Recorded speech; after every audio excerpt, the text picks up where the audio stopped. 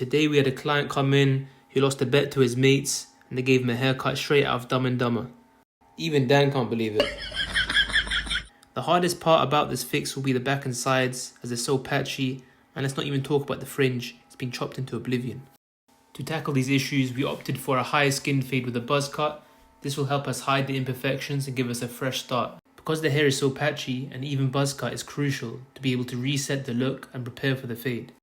Next, we put in the guideline for the fade. This helps us establish where to blend from and ensures that all the patchy areas stay below the line.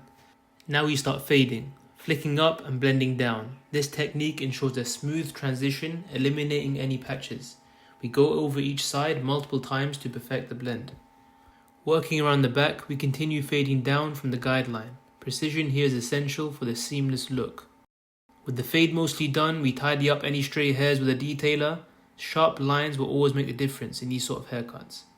Next, we shape up the fringe and the hairline, making them as straight and precise as possible. A straight razor helps us finalize the hairline, making it sharp and defined, including those crisp C-cups. Finally, we use a foil shaver to achieve a true zero grade on the skin fade, giving it the ultra smooth finish. From a bet gone wrong to a polished, fresh look, what would you rate this transformation?